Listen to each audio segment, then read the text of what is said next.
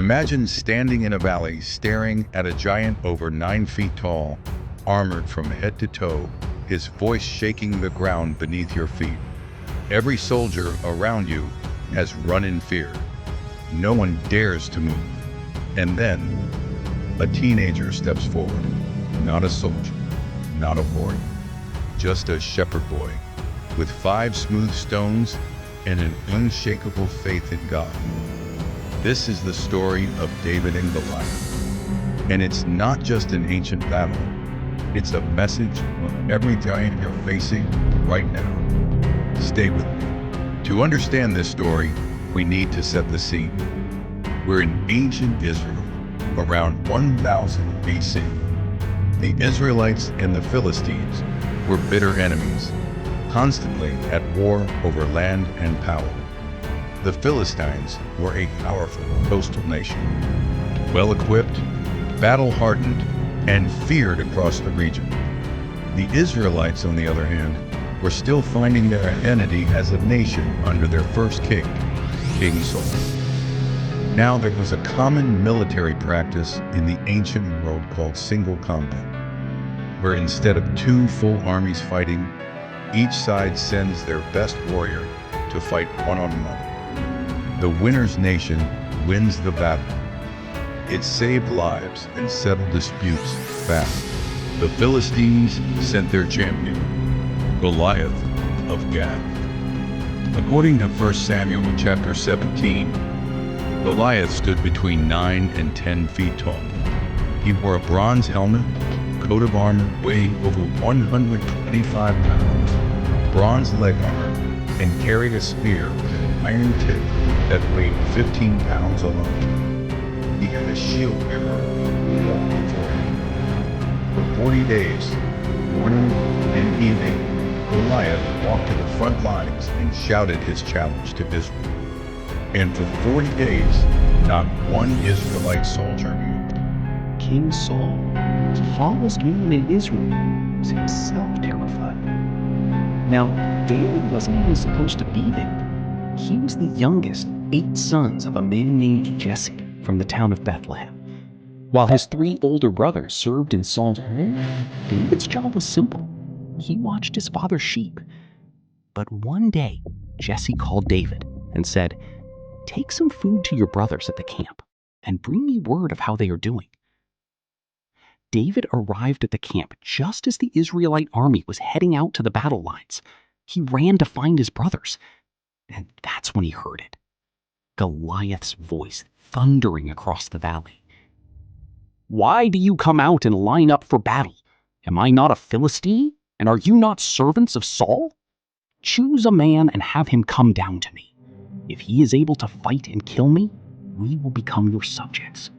But if I overcome him and kill him, you will become our subjects and serve us." The Israelite soldiers heard these words and fled in fear. But David didn't run. He started asking questions. Who is this uncircumcised Philistine that he should defy the armies of the living God? His oldest brother Eliab heard it and got angry. "Why have you come down here? Who was watching those few sheep in the wilderness? I know how conceited you are and how wicked your heart is.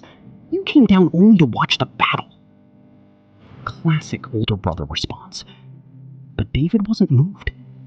He kept asking, and word reached King Saul. Saul sent for David, and when David stood before the king, he said something bold. "Let no one lose heart on account of this Philistine. Your servant will go and fight him." Saul looked at this boy and said, "You are not able to go out against this Philistine and fight him. You are only a young man, and he has been a warrior from his youth." But David wasn't finished. He told Saul about his life as a shepherd, how when a lion or a bear came and carried off a sheep from the flock, he went after it, struck it, and rescued the sheep from its mouth. When it turned on him, he grabbed it by its hair and struck it down and killed it from behind. Your servant has killed both the lion and the bear. This uncircumcised Philistine will be like one of them, because he has defied the armies of the living God. The Lord who rescued me from the paw of the lion and the paw of the bear will rescue me from the hand of this Philistine." Saul was moved. He said, "Go, and the Lord be with you." He tried to dress David in his own armor, a bronze helmet, a coat of armor, but David said no. He wasn't trained for armor. He wasn't a traditional soldier. He took it off. Instead, David chose his shepherd's staff, his sling, and he stopped at a stream and picked up 5 smooth stones. 5. Not 1, not 3, 5. Some say he picked 5 because Goliath had 4 brothers. Others say it was simply preparation. Either way, David was ready. As David approached, Goliath looked at him and was insulted. He saw a young, ruddy-faced boy coming toward him with a stick. "Am I a dog that you come at me with sticks, you bull?"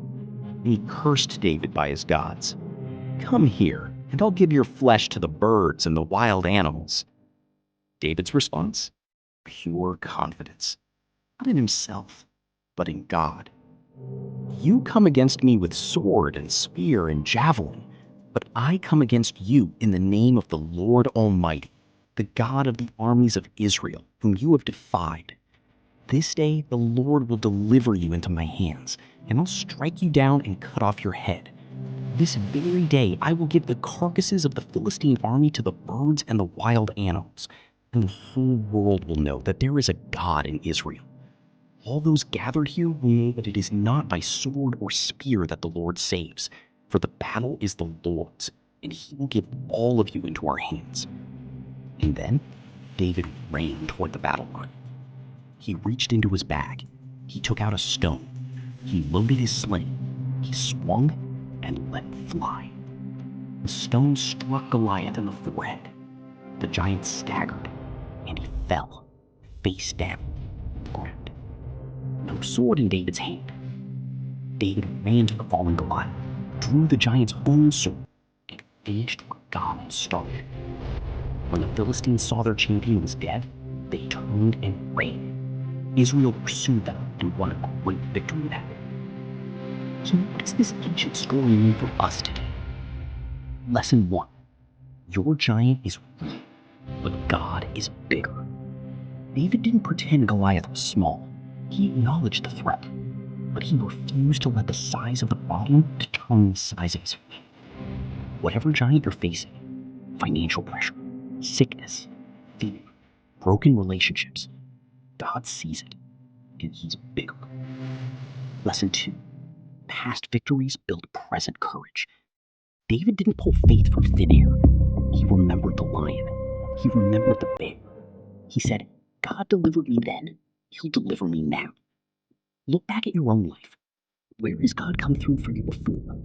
Let that be fuel for today's battle. Lesson 3. God doesn't use the most cool thing. He uses the most fit. Saul was taller. The soldiers were more experienced. David was just a shepherd who showed up that day with bread for his brothers. But he was a leader. He was weak.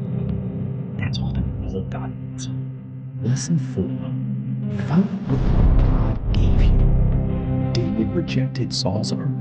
It didn't fit it. He fought with a sling. The tool he trained was God has equipped you with something unique. Don't try to fight your battles using someone else's methods, someone else's gifts, someone else's story. Lesson 5. The battle belongs to the Lord. David said it plainly. The battle is the Lord's. His job wasn't to guarantee the outcome. His job was to show up, step forward, and trust. That's our job too. David and Goliath isn't just a children's Sunday school story. It's a blueprint for facing impossible odds with impossible faith. Goliath in your life may be louder than you, bigger than you, experience than you. But something big, access to the living God. So pick up your stone, load